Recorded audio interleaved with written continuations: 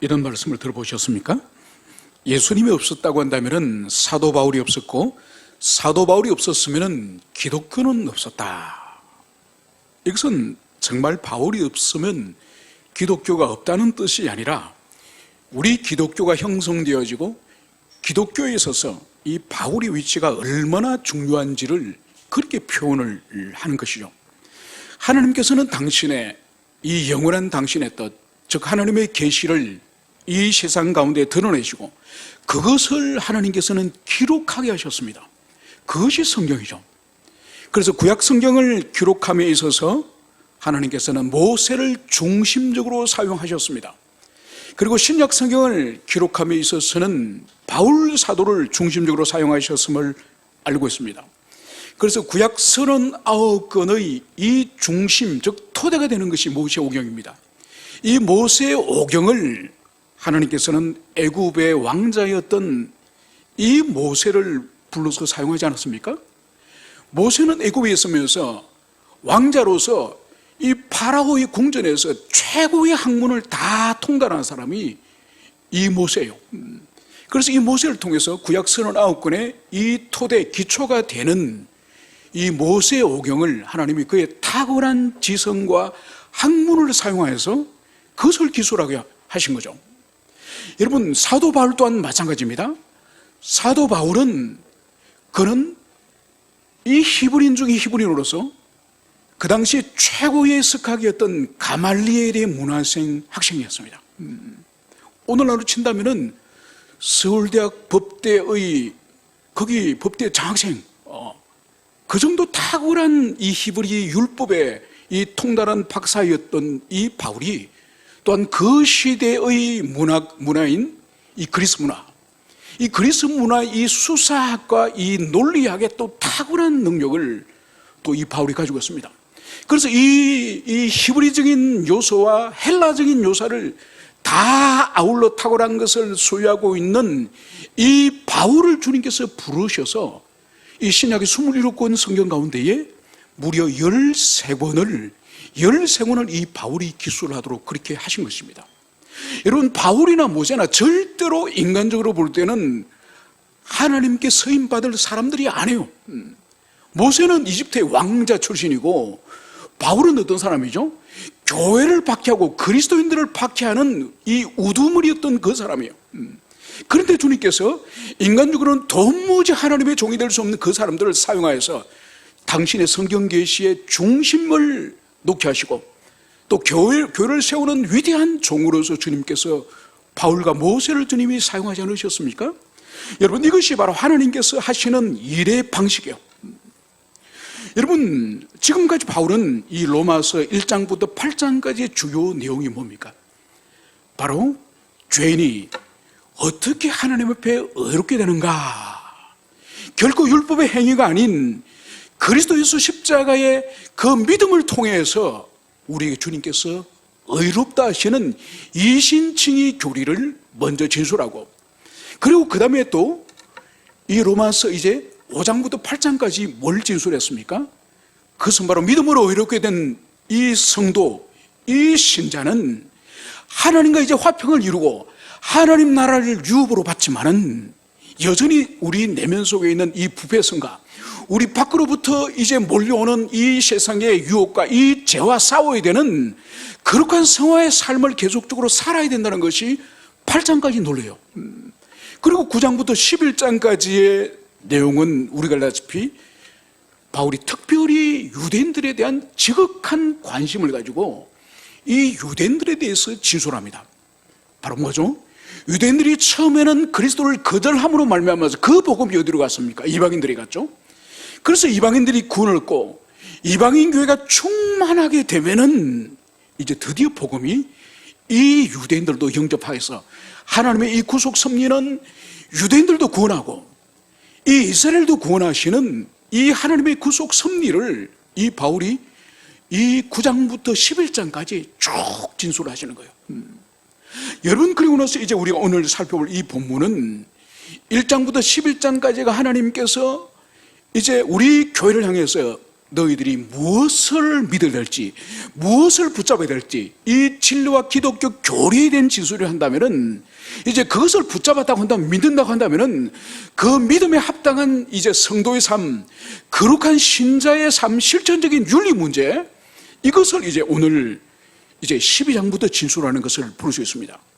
이제 우리가 이제 본문 오늘 돌아가서, 먼저 바울은 그러므로 형제들아, 오늘 그러므로 형제들아, 이것을 먼저 진술하는 것을 볼 수 있습니다. 여러분, 그런데 이것을 바울이 오늘 접속사를 그러므로, 이 그러므로 하는 이 접속사를 씁니다. 여러분, 그러므로 하는 이 접속사는 바울 서신에 있어서 바울이 아주 즐겨 사용하는, 자주 사용하는 그런 접속사고, 이것은 바울이 어떤 진리를 진술함에 있어서 매우 중요한 접속사예요. 그래서 이 그러므로를 이 중심에 두고 그 이전의 이 바울의 이 진술과 이후의 진술을 이 그러므로라고 하는 이 접속사가 이전의 그러므로 이전의 이 내용이 이후의 내용의 원인이 될 때 바로 이 접속사를 사용하는 것을 볼 수 있습니다. 그렇다고 한다면은 오늘 이제 앞으로 진술될 내용이 모든 성도들이 이제 그리스도 예수 십자가의 은총으로 이제 그것을 믿음으로 이신칭의의 은총을 이제 누리게 되었으니, 이제 값없이 누리게 된 이 하나님의 은총, 이 은총을 누린 자는 그러므로 앞으로 어떤 삶을 살아야 될지 그 당위성을 진술하는 것이 바로 이 그러므로 하는 이 접속사라는 것을, 그것을 알 수 있습니다. 그래서 이 로마서 5장에서 8장에서 11장에서 어떤 내용이 이제 전개되면서 이제 결론 부분에 이를 때마다 그러므로 이것을 바울 서신에서 계속적으로 진술하고 있는 것을 볼 수 있습니다. 이제 우리가 살펴볼 때에 이제 1장부터 11장의 이 진리, 이 교리에 대해서 바울이 사용하는 이 어투와 이제 12장에서 이제 기독교 실천, 이 순종해야 될 삶의 부분을 이제 진술할 때 이 방식이 다른 거예요. 바로 뭔가 하니까 1장부터 11장까지는 하나님을 대신해서 바울이 이 진리를 진술할 때는 명령형으로서 이제 진술합니다. 그러니까 하나님이 대신해서 너희들 이것을 반드시 믿고 반드시 지켜라, 이런 어미로운 하나님의 이 명령 형태로서 1장부터 11장까지 진술했다고 한다면, 오늘은 보십시오. 내가 하나님의 모든 자비하심으로 너희를 권하노니, 명령한다고 바울이 사용하지 않습니다. 그래서 바울이 수시로 내가 명령하니, 명하노니 이런 말을 사용하지만 오늘은 권하노니. 여러분, 명령과 이 권한다는 것은 차원이 다른 문제죠. 그래서 명령하는 것은 하나님의 대리인, 그리스도의 대리인의 입장으로서 이 진리를 위해서 그냥 아래로 선포하는 거예요. 지키라는 거예요. 명령하는 거예요. 그런데 여기서 이 권하다는 이 의미는, 이 바울이 비록 사도이지만 오늘 부름을 보십시오. 형제라고 말하지 않습니까?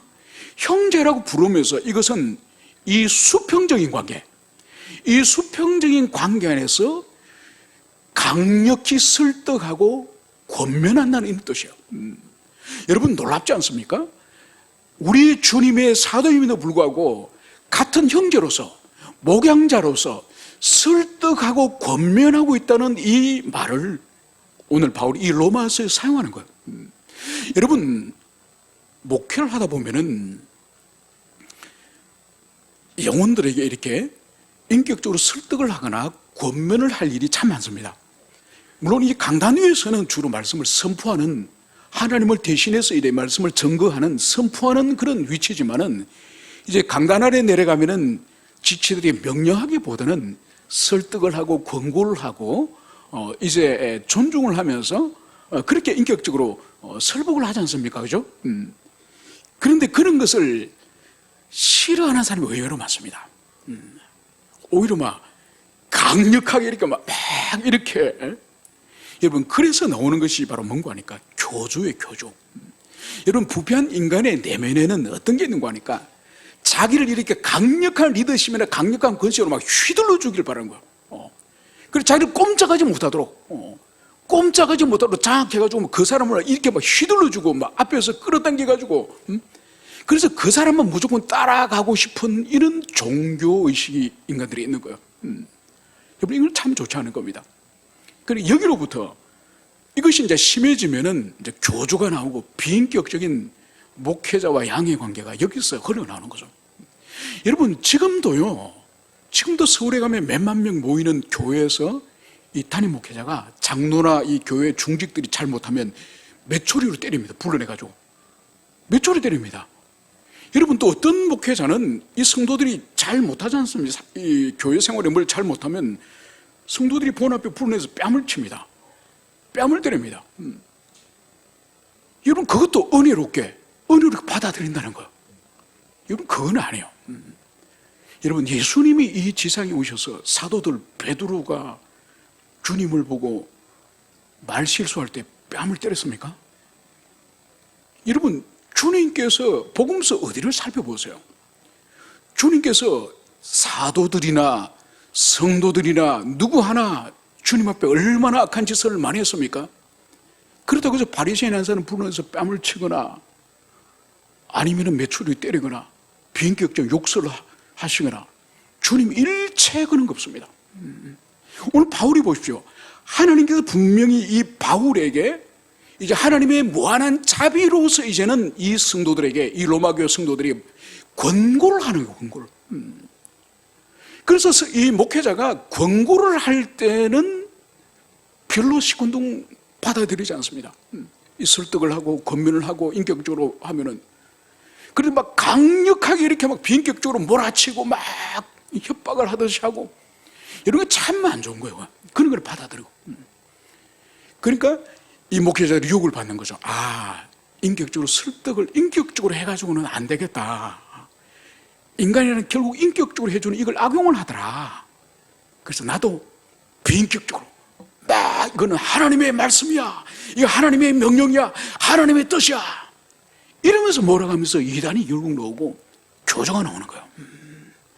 여러분, 그래서 인격적으로 설득하고 인격적으로 설득하는 것이 얼마나 이것이 사실 귀한 일인지, 정말 그 사람의 인격을 존중해서 하는 것인지, 이것을 여러분들이 가슴에 새기고, 분명 오늘 바울은 너희를 권하노니, 그래서 오늘 이후로 이제 바울이 이 12장 이후로 진술하는 이것은 하나님 대신에 명령하는 것이 아니라 이제 목자로서 그리스도 한 형제로서 이제 권고하는 것임을, 이것을 여러분들이 가슴 새기시길 바랍니다.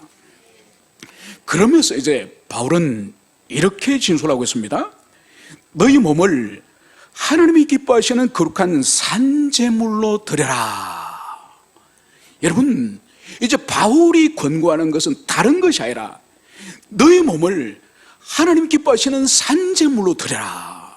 여러분, 우리는 지금 이 말씀을 들으면은 우리 몸을 하나님께서 산제물로 받으시길 원하시는구나, 이 정도로 생각하지만은 이 당시에 2000년 전에 이 로마 시내에 살고 있는 이 그리스도인, 이 로마 교회 성도들이 이 말씀을 받을 때는 이거는 충격적입니다. 경악을 금치 못할 일이에요. 왜냐하면은 이 로마라고 하는 이 이방의 도시, 예전에는 이교도로 살아가던 이 사람들이 예수를 믿고 지금 교회 속으로 들어왔지 않습니까? 이 사람들이 지금 지배받고 있는 이 사상은, 이 로마 제국의 이 사상은 사실 그리스의 이 정신, 이 문화를 그대로 섬겼거든요. 그래서 로마 시대의 사람들은 그들의 정신머리는 그리스의 머리라고 해도 관여할 정도로 거의 똑같습니다. 그럼 이 그리스 로마의 이 세계관은 뭐냐? 바로 이 영적인 세계와 물질적 세계를 이원론적으로 나누는 거예요. 극단적으로 나누는 거예요. 그래서 영적인 것은 선하고 우리 육체를 비롯하여 물질 세계는 악하다고 보는 거예요. 심지어 우리 육체 속에 영혼이 있는데 이 영혼은 지금 절규를 한다는 거죠. 우리 속에 있는 영혼이. 왜? 빨리 육체를 벗어나기를 원한다는 거죠. 그래서 이 영혼이 가장 행복한 시간이 언제가 죽음의 시간이에요. 죽으면서 비록 영혼이 이제 육체라고 하는 이 영혼의 감옥을 벗어나서 훨훨 날아서 자유롭게 육체를 떠나가는 그것을 이 영혼은 갈망하는 거죠. 그래서 육체는 부정한 것이요, 육체는 더러운 것으로 여기는 것이 바로 이것이 그리스 로마의 이 사상이에요. 그런데 이 더러운 이 육체를 하나님께 이 산 제물로 바쳐라. 여러분, 그래서 사람들이 충격을 느끼는 거죠. 아니, 이 더러운 것을 왜 하나님께 바쳐?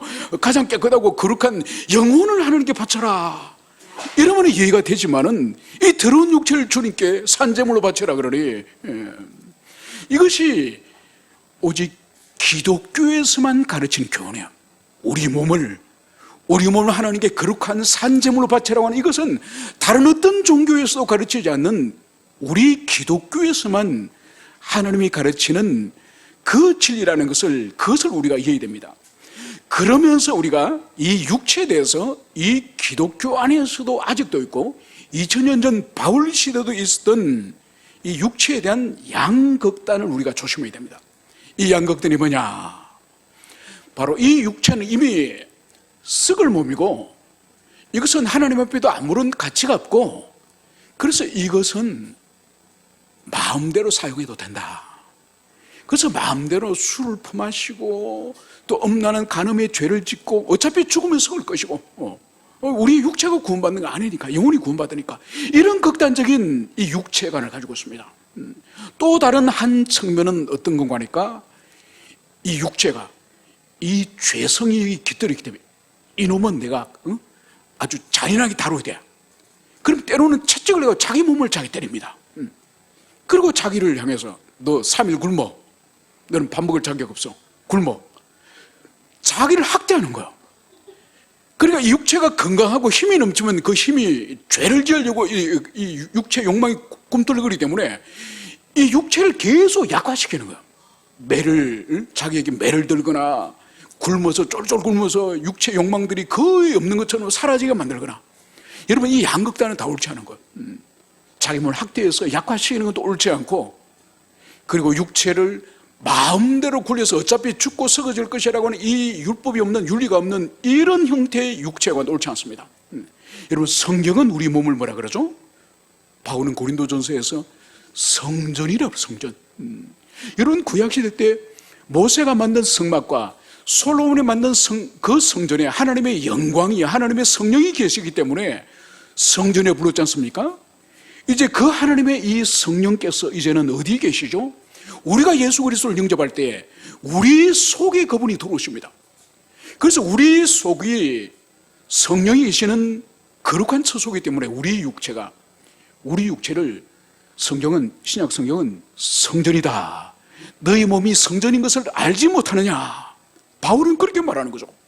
그래서 바울에게 있어서 우리 육체를 가지고 짓는 죄 가운데 간음죄, 이 간음죄를 바로 다른 죄들은 다 우리 육체 밖에서 죄를 짓지만은 간음은 우리 육체를 더럽히는, 성전을 더럽히는 죄이기 때문에 하나님이 너희를 멸하실 것이다.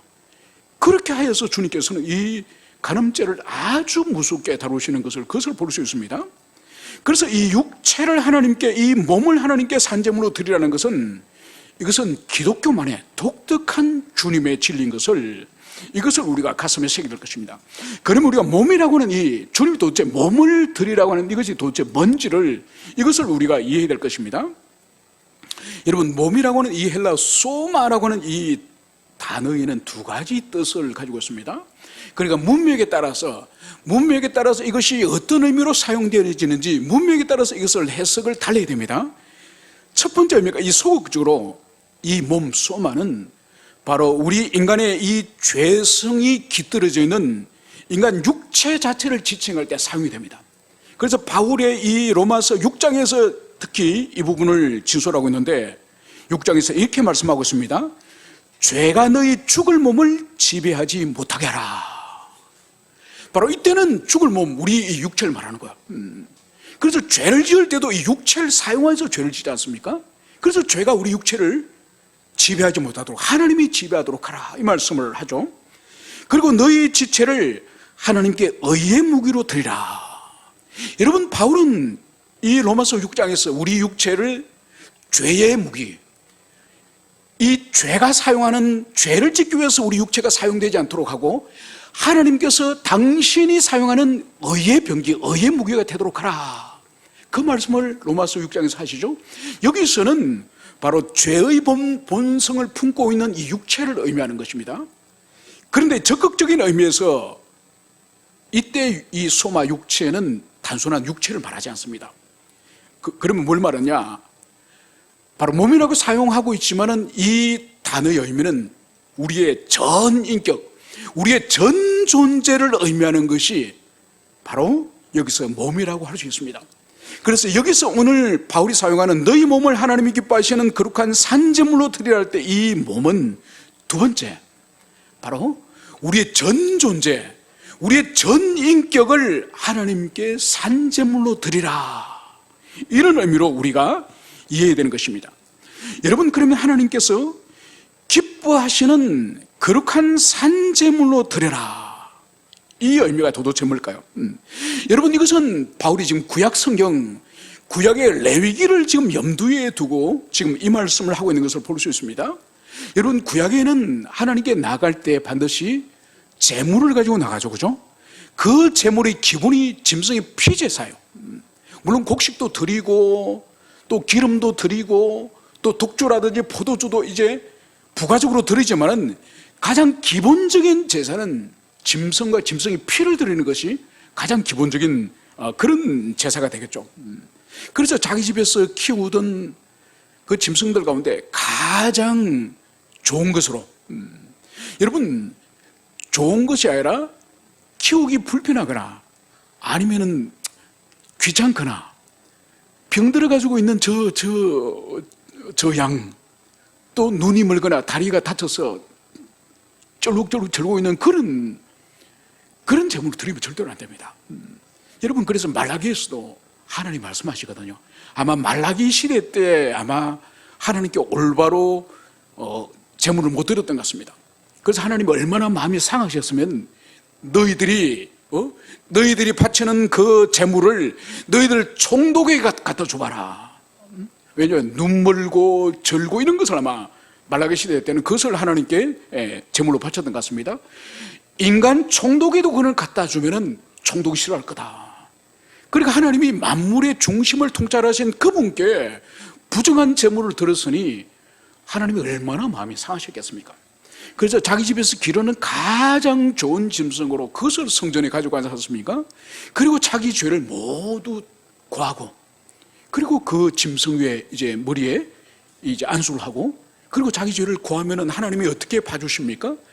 자기가 지은 죄를 이 죄가 이 양에게, 염소에게 다 전가된 것으로 하나님이 봐주시지 않습니까? 그러고 나서 이 제사 드리는 사람이 자기가 직접 칼을 가지고 자기 집에서 조금 전까지만 하더라도 자기가 품에 안고 왔던 이 양을 자기 손으로 이 멱을 땁니다. 멱을 따서 거기 피를 이제 그릇에 받고, 그리고 가죽을 다 벗기고, 그리고 내장을 이제 배를 갈라서 내장을 끄집어내고, 그래서 버릴 것은 버리고 물에 씻을 건 씻고, 그리고 어떻게 됩니까? 각을 떼야 다 토막을 다 냅니다. 그래서 모든 제사를 바칠 준비를 다 이것을 해서 제사장에게 불에 태우도록, 번제단에 태우도록 이것을 주는 거죠.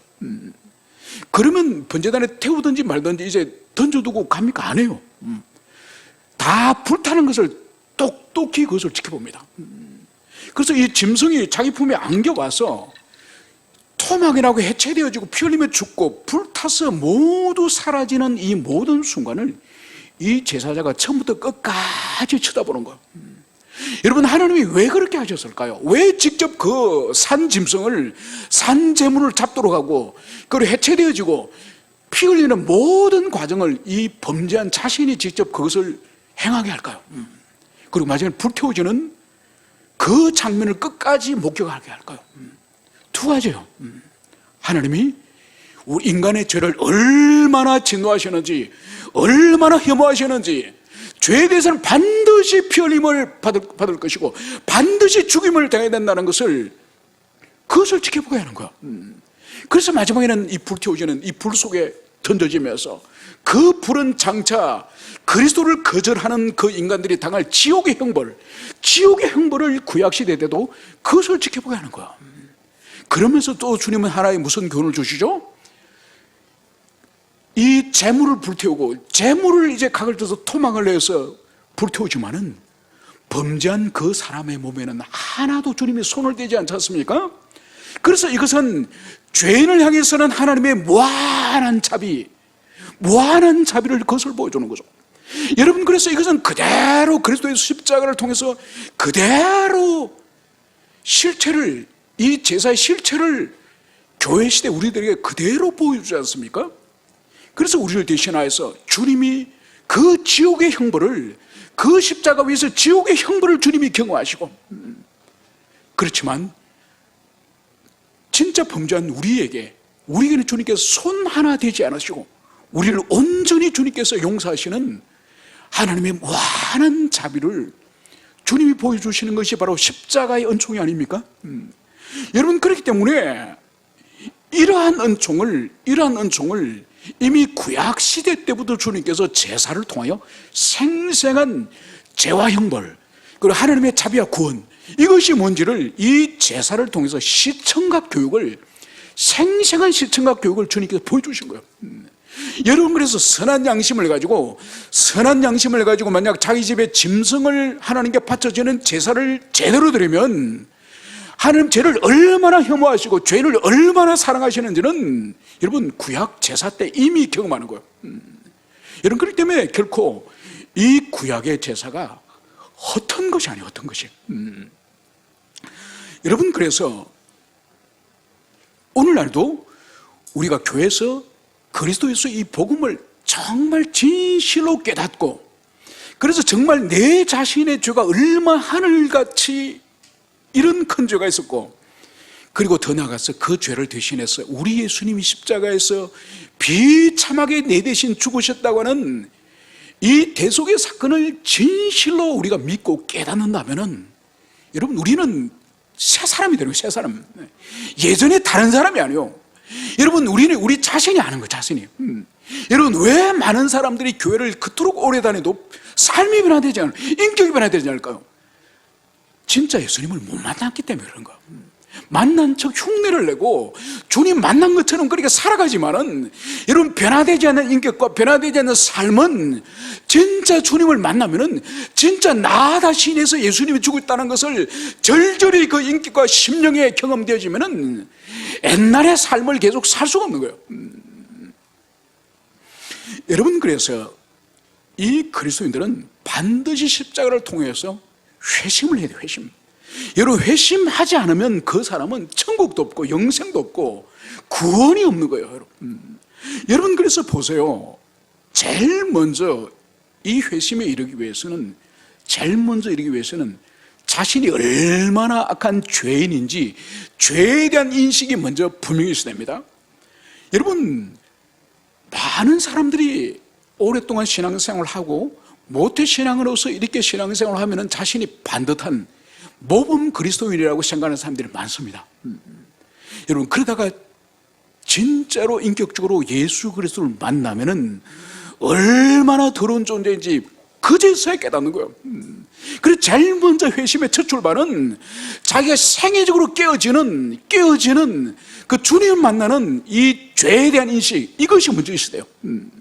그 다음에 두 번째 뭐가 있어야 되느냐, 그 큰 자신의 더러운 죄, 자신이 이 세상에 이 죄인 중에 괴수라고 하는 이 인식이 있고 난 이후에 예수님이 십자가에서 나를 대신해 죽으셨다고 하는 이 십자가에 대한 이 죄삼이 완전히 우리를 압도하는 거예요. 완전히 압도하는 거예요. 여러분, 그래서 보세요. 예수님께서 이 죄에 대한 사유의 은총을 1만 달란트 탕감의 비유로 주님 말씀하셨죠. 여러분이 만약 오늘 한 10억 정도 부채가 있다 칩시다. 10억 정도 부채가 있어가지고 그 돈을 은행에서 못 빌려가 결국은 사채업자한테 빌려서, 그래 날마다 핸드폰에 하루에 한 50통씩 전화가 와. 막 문자가 날라와. 내일 그 장기 이제 해체하러 가니까 돈을 준비하든지 몸을 준비하든지 하라고 막 이 협박이 막 날라와. 여러분, 피해를 말하지 않습니까? 여러분, 저는 이 사채 때문에 시달린 여러 사람을 알고 있습니다. 여러분, 그 사람이 그 지체가 시달리면 제가 시달려요. 아니면 사채업자한테 전화하면 올 때마다 또 나한테 오는 거야. 목사님 어쩌면 좋겠습니까? 아니 내가 뭐 돈 있으면 나도 갚아주고 싶지. 내가 무슨 갚아줄 능력이 있습니까? 그러니까 자기가 시달리면 또 나한테 전화해가지고, 맞죠? 자기가 사채업자고 내가 부채를 갚아야 될 사람처럼 나를 쪼는 거야. 여러분, 나는 간접적으로 그 지체한테 쪼여도 그 지체 전화 왔다면 막, 아이고, 또 오늘 또 빚쟁이가 또 말하는 거라. 얼마나 마음이 힘든지 모릅니다. 그런데 당사자는 얼마나 힘들겠습니까? 여러분, 그러다가 어느 사람이 딱 10억을 가져와서 이걸로 갚아라. 아니면은 그 사채업자가 갑자기 사장님, 당신 부채는 안 받는 걸로 하겠습니다. 없는 걸로 하겠습니다. 여러분, 탕감을 만약 받든지 누가 그 금액만큼 돈을 가져와서 대신 갚아주든지 얼마나 기쁘겠습니까? 얼마나. 여러분, 그런 일은 있을 수도 없지만 만약 그런 일을 경험하면 정말 그 감격해서 아마 감당을 못할 거예요. 여러분, 바로 주님의 십자가가 우리의 영원한 지옥 형벌로부터 그런 효과를 불러온 거예요. 여러분, 그렇기 때문에 진짜로 그리스도 예수의 십자가를 인격적으로 만나고 경험했으면은 진짜 그런 전율과 그런 삶의 변화가 일어나는 거예요. 그런 주님을 만나지 못했기 때문에 여전히 구태여연한 삶을 그 오랫동안 교회를 다니고 신앙생활을 하더라도 변화가 되지 않고 그 조잡하고 그 비인격적인 더러운 인격을 가지고 그렇게 교회 생활을 계속하는 거예요. 그래서 우리에게 무엇보다도 이러한 주님의 은총을 경험하게 되면 마지막으로 일어나는 일이 바로 뭔가 자기 인생의 영광이 변화되는 거예요. 내 인생이 이것이 나의 영광이다. 이것이 내 인생의 목표다. 내가 이것을 목적으로 살아간다는 것이 그것이 바뀌는 거예요. 여러분, 그래서 고린도전서 10장 31절에도 바울은 이렇게 말씀합니다. 너희가 먹든지 마시든지 무엇을 하든지 하나님의 영광을 위해 하라. 여러분, 먹고 마시는 이것까지도 이제는 하나님의 영광에 초점을 맞추는 그 삶으로 변화되는 거예요. 그리고 이사야 43장 21절에는 요한은 이렇게 말씀하셨죠. 이 백성은 나를 위하여 지었나니 나를 찬송하게 하려 함이라. 여러분, 원래 우리의 존재 목적이 하나님께 영광과 찬송을 올려드리는 것이 이것이 원래 존재 목적이에요. 그래서 우리가 하나님을 만나고 그리스도를 만나면은 원래 이 창조의 목적인 주님께 찬송의 존재가 되고 하나님께 먹든지 마시든지 영광을 돌리는 이런 존재로 다시 돌아가게 됨을, 여러분, 이것이 회심이에요. 여러분이 이러한 것이 여러분의 마음에, 여러분의 내면에 역사하는 것이 없다고 한다면 여러분 회심하지 않은 거예요. 물론 사람에 따라서 영적으로 침체에 떨어지고 영적으로 우리가 죄를 짓고 나면 이것이 약화될 수는 있습니다. 약화될 수는 있지만은 이 세 가지가 여러분에게 없다고 한다면 여러분 회심하지 않고 중생하지 않은 거예요. 여러분, 오늘 밤에 죽으면 지옥 갑니다. 여러분, 이것을 분명히 해야 됩니다. 반드시 여러분 중생이 되고 회심하지 않으면 여러분 교회 여러분 평생 100억을 헌금을 하고 목사가 되고 장로가 되더라도 여러분 아무런 구원과 천국과 상관이 없습니다. 그래서 분명히 여러분들이 이 회심의 증거를 여러분 심령에 반드시 여러분들이 열매 맺기를 축원합니다. 그러면서 이제 구약시대 때는 이 짐승을 하나님께 제물로 드렸다고 한다면 바울은 신약시대 때 이제 짐승이 아니라 무엇을 거룩한 산제물로 드리라고요? 우리 자신을, 우리 몸을, 우리 자신을 이제 하나님께 드릴 것을, 그것을 여기서 말씀하고 있습니다. 그래서 여기서 우리 자신이라는 것은 이것은 다른 것이 아니라 우리의 마음과 우리 내면과 우리의 의지와 우리 하나님 주신 재능과 우리 모든 이런 꿈과 야망, 이 모든 것들도 이제 하나님께 돌려드리는 바로 이것이 우리 몸을 하나님께 돌려드리는 그런 산제물이다. 이것을 여러분께 분명히 기억하도록 말씀을 드립니다. 그러면서 이제 바울은 바로 이것은 너희가 드릴 영적 예배니라. 바로 살아있는 몸으로.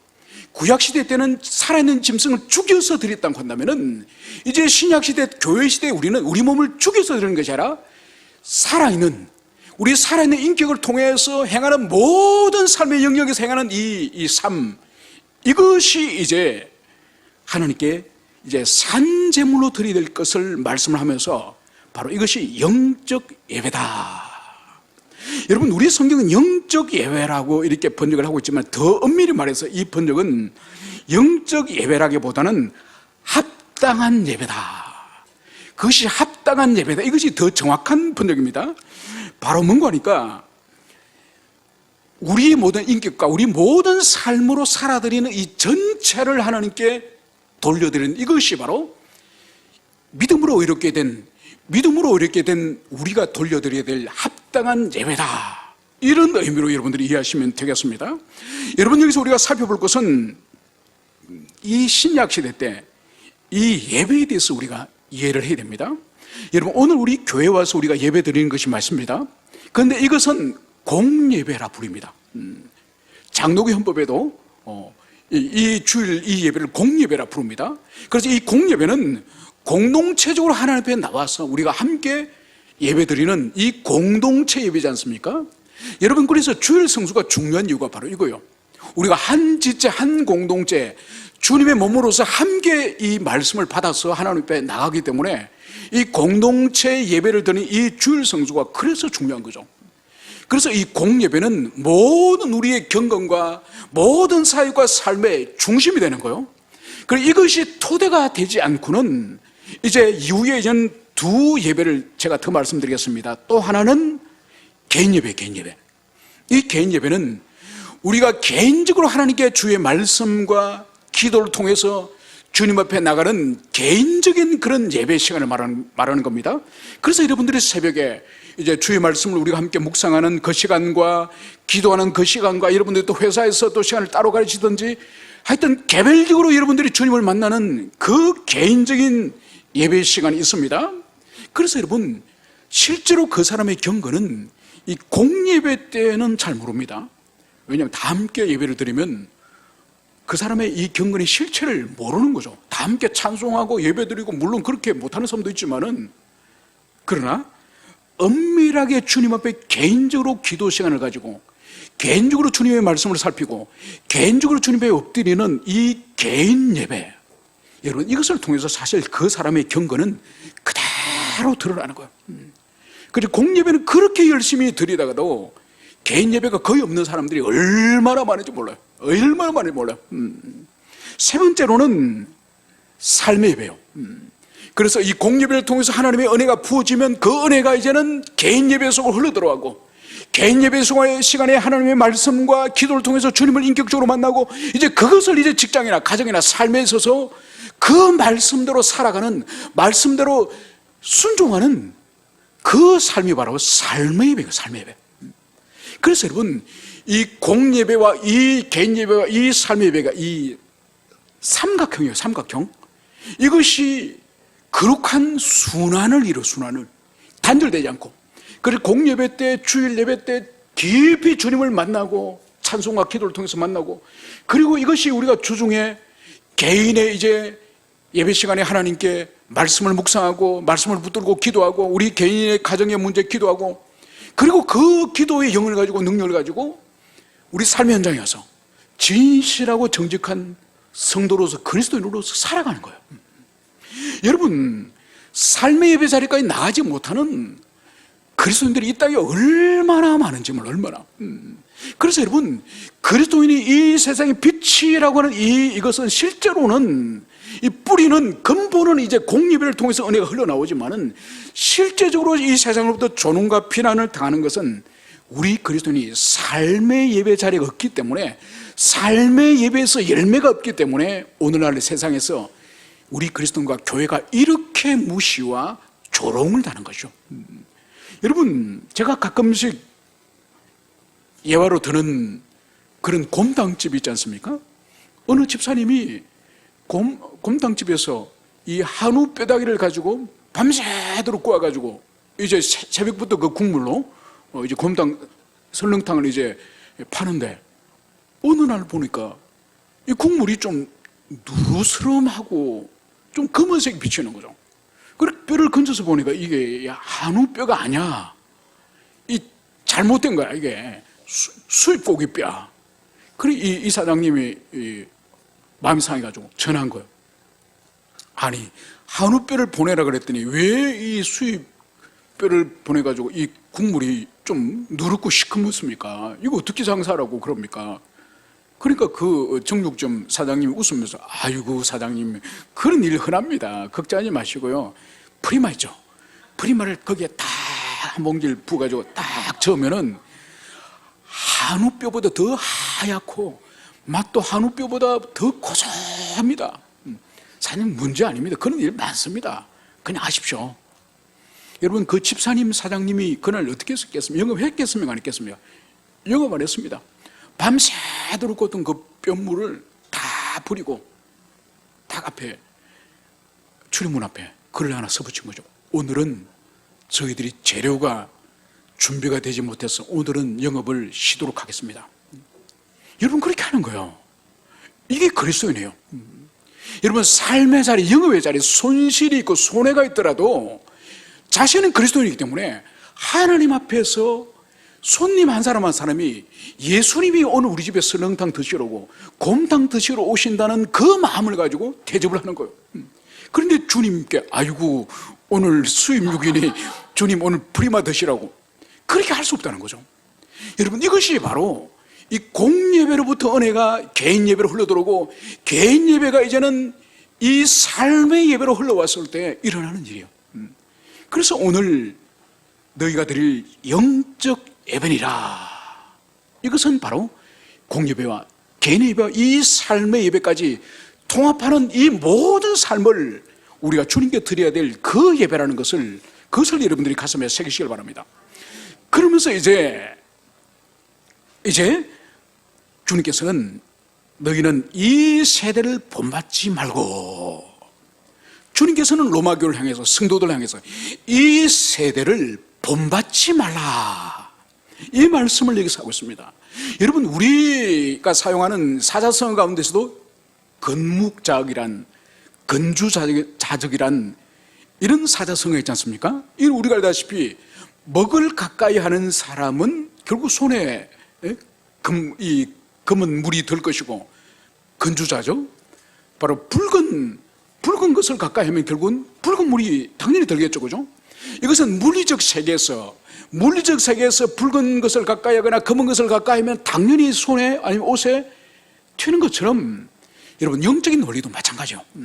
왜 하나님께서 이스라엘 백성들에게 민수기에서 그토록 계속적으로 출애굽기와 민수기에서 들어가면은, 가나안 땅에 들어가면 다 쫓아보내라, 같이 그 땅에 살지 마라, 그러면서 원주민을 그 땅에 남겨두지 말라고 하나님이 그토록 말씀하시는 이유가 바로 뭐죠?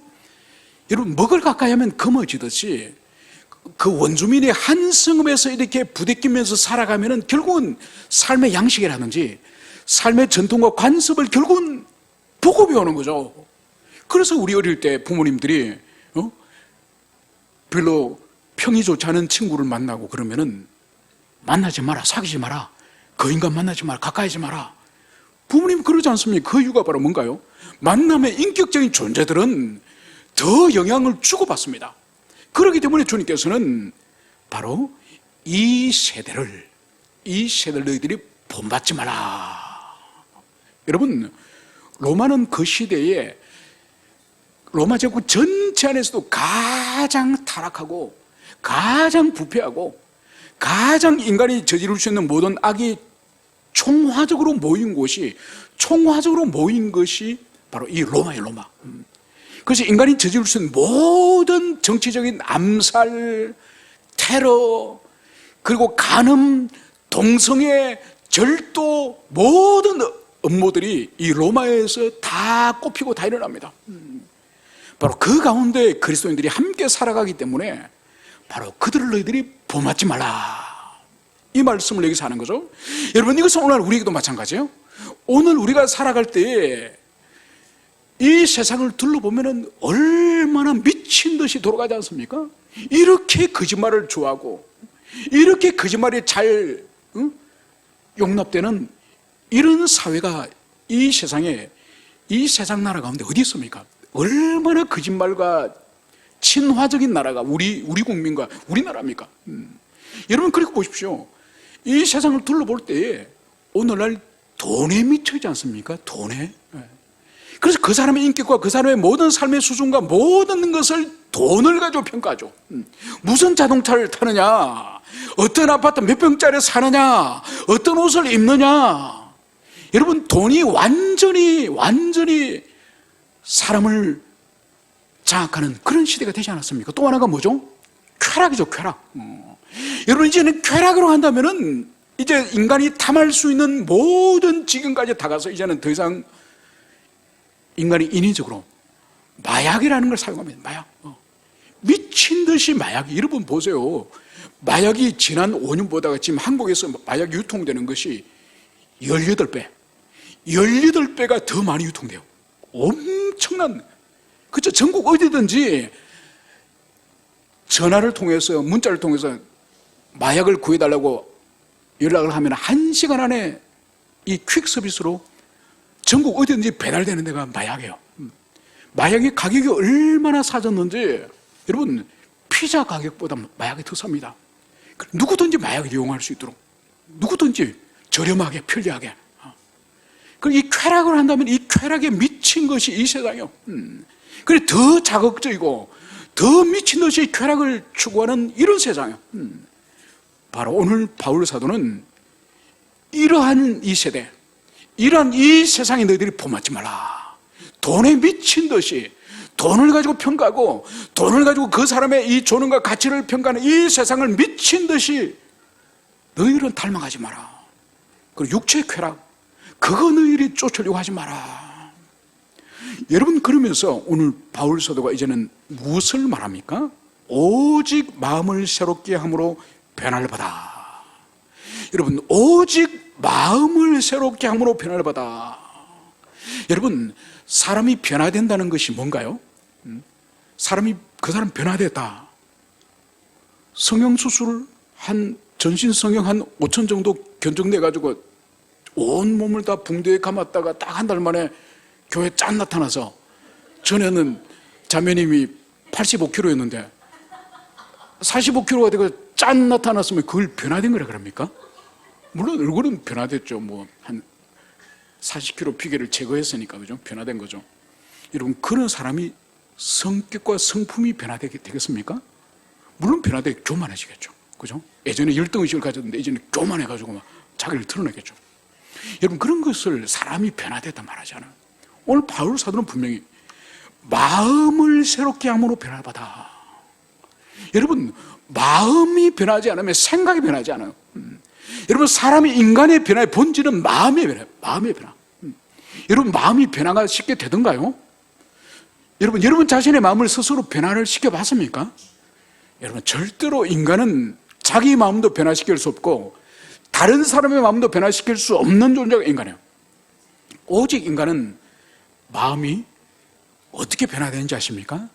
성령님, 하나님만이 우리 마음을 변화시키시고 하나님의 역사와 은혜가 없이는 절대로 우리 마음이 변화되지 않는 거예요. 여러분, 어느 날 우리가 갑자기 미운 인간이 갑자기 미움이 사라지는 일들이 일어나던가요? 안 일어납니다. 반드시 어떤 사람이 용납이 되고 용서가 되고 그 사람을 품게 되면은 그 중간에 반드시 어떤 일이 일어납니다. 그 일이 바로 뭐냐? 하나님의 은혜의 개입이에요. 하나님의 은혜의 개입의 역사가 중간에 있을 때에 우리 마음이 그 사람을 더 이상 미워하지 않게 되고 그 사람을 용서하게 되고 받아들이게 되고 사랑할 수 없는 사람을 사랑하게 되고, 여러분, 그 마음의 본질적인 변화는 절대로 하나님의 개입 없이는 결코 일어나지 않습니다. 여러분, 그래서 여기서 오늘 마음을 새롭게 함으로 할 때 이 새롭게, 여러분, 이 새롭게 이 뜻이 헬라로 이것이 뭔가 하니까 다시 태어난 후, 다시 태어나는 의미가 여기 있는 거예요. 여러분, 마음이 다시 태어난다는 건 뭘 말할까요? 이것이 바로 중생과 회심을 말하는 거예요. 우리 속 사람이, 우리 내면이 거듭나는 것이 일어나지 않고는 절대로 마음이 새롭게 되지 않는다는 것을 오늘 바울이 여기서 말씀하고 있는 거죠. 그래서 여러분, 이 중생과 회심에 대한 개념을 여러분들이 분명히 여러분들이 기억해야 됩니다. 여러분, 중생과 회심은 다 성령 하나님이 주도적으로 하시는 일이에요. 그런데 이 중생은 이 거듭남이라는 뜻이 않습니까? 우리 예수님께서도 니고데모가 찾아왔을 때에 니고데모가 이 중생에 대한 이해를 전혀 못하는 거죠. 그래서 우리 예수님이 뭐라 그러셨습니까? 너가 거듭나지 않으면 하나님 나라를 볼 수 없느니라. 거듭나지 않으면 하나님 나라 볼 수 없다는 것이 뭔가요? 구원받지 못한다, 천국에 들어가지 못한다, 이런 의미예요. 그래서 이 중생은 성령님이 행하시는데 성령님이 혼자 하시는 거예요. 혼자 우리 몰래 우리 내면 속에서 은밀하게, 우리가 파악도 못하고 느끼지도 못하도록 우리 속에서 은밀하게 주님 행하시는데 무엇을 통해 행하시느냐? 누군가 복음을 전해서 복음을 들음으로, 우리가 믿게 되지 않습니까? 이 믿음은 우리가 믿는 것처럼 느껴지지만 사실은 먼저 성령님께서 우리를 먼저 거듭나게 하신 중생의 역사가 있기 때문에 우리가 믿을 수 있는 거예요. 그래서 우리 중생은 우리 자신이 하나님이 언제 중생시키는지 모르는 거예요. 여러분, 그래서 구원파들이 길에 가면, 요즘은 별로 없지만 2000년대 초마다라도 우리를 붙들고, 믿는 사람을 붙들고 구원받았습니까? 그러면 네, 구원받았습니다. 언제 구원받았죠? 글쎄요, 교회 다닌 지 오래돼서 모르겠는데요. 그러면 당신 구원 못 받았습니다. 아니, 중생을 언제 했는지 모르다뇨. 당신 구원 못. 여러분, 이 사람은 무지한 사람이에요. 우리 예수님도 중생에 대해서 바람이 어디서 불어서 어디로 불매 너희들이 모르매 말씀하셨어요. 그 중생은 성령님께서 우리 속에서 은밀하게 주님 홀로 행하시는 일이에요. 그래서 몰라요, 우리는. 이 결과로 지난번에 제가 말씀 비유로 설명드렸죠. 계란 유정란 무정란 말씀드렸죠. 계란이 드디어 껍질이 깨지고 삐약하고 나오는 이 사건이 회심이라 말씀드렸지 않습니까? 그래서 이 회심은 중생의 결과로서 이 회심은 성령님이 행하시지만 우리가 아는 거예요. 어떻게 하느냐? 내가 내 죄를 깨닫고 내가 먼저 회개를 해요. 그리고 회개의 결과로 이후에 예수님을 굳세게 붙잡는 거예요. 그래서 이것은 우리가 의식 세계 가운데, 우리가 의식하는 세계 가운데서 내가 내 죄를 회개하였고 예수를 믿었기 때문에 이것은 회심은 우리가 아는 거예요. 내가 언제 깊이 주님을 만났다, 그것을 내가 말할 수 있는, 간증할 수 있는 거예요. 그래서 여러분들이 이 중생과 회심에 대한 기본적인 개념, 이것을 여러분들이 분명히 이해하시길 바랍니다. 여러분, 그래서 마지막으로 이제 하나님의 선하시고 기뻐하시고 온전한 뜻이 무엇인지 분별하도록 하라. 여러분, 이제 우리로 하여금 이 세대를 본받지 않고, 그리고 우리 마음이 거듭나서 새롭게 되어서 우리 마음의 변화를 받고, 이제 우리들이 해야 될 일이 바로 뭐죠? 하나님의 선하시고 기뻐하시고 하나님의 온전한 뜻이 무엇인지를 분별하여서, 이 분별한 그것을 삶에 순종하고, 이제 주님의 기뻐하신 뜻과 온전한 뜻을 따라서 삶을 살아가는, 이것을 주님께서 원하심을, 이것을 우리가 가슴 깊이 새겨들 것입니다. 그래서 우리 한 사람 한 사람이 정말 오늘 우리 살아있는 몸, 이 살아있는 몸으로 하나님께 이 제물로 드린다는 이 의미를 분명히 깨닫고, 우리 삶의 모든 영역에서, 우리가 직장에 있으나 가정에 있으나 우리가 음식을 하나 교회에서 사역을 섬기나 무슨 일을 하든지 정말 하나님이 받으실 만한 거룩한 산제물이 되는 여러분 되시길 축원합니다. 함께 우리 기도하시겠습니다.